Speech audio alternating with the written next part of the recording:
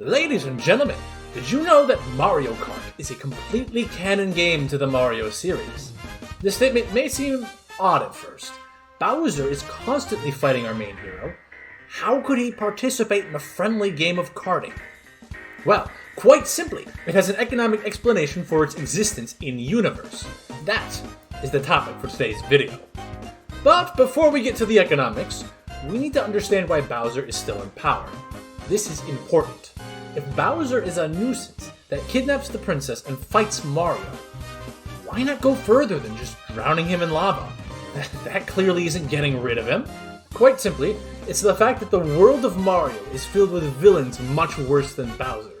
And having them take over Bowser's kingdom is not ideal. Better the devil you know than the one you don't. So that lays out why we're stuck with Bowser. But how does one arrive at the idea of Mario Kart? Behold, ladies and gentlemen, the production possibility curve. A staple to the idea of global trade. The PPC focuses on what one nation can produce. This line shows the nation's maximum production capabilities. But we can go beyond that line. Let's add another nation, Bowser's Kingdom, to this graph. You see that now we have two separate producers of goods, with two separate lines.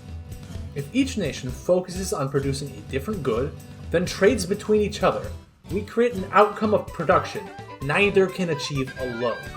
It's in this regard that the PPC is important to our topic.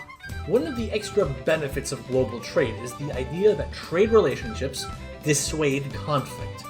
Let's go back to our example.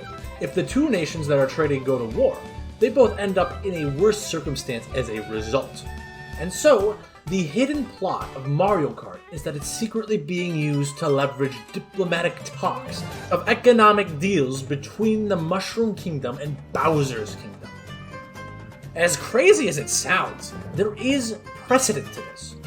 In the real world, some world leaders will play golf during diplomatic talks. The idea is that this creates a friendlier atmosphere to talk in. Lure Bowser in with the thrill of a race. Entrap him in a trade deal after. And you know what? I'm sure the spikes in tourism from when the race enters his domain is a nice bonus to show what kind of money he can get from all this. Still not convinced? There's a certain Mario villain who hasn't been center stage for a long time now, but has been invited to these types of events. Wario! Why do you think he's invited? Driven by his greed for wealth, Wario would be the first person to jump on a trade deal that would make him money, and the last person to ever jeopardize it. And hey, Bowser's making progress too in this regard. In 3D World and probably Wonder, he hasn't kidnapped the princess. He's moved on to kidnapping other people. And that's good proof of Mario Kart's true purpose. Thanks for watching. I've been the Archdark.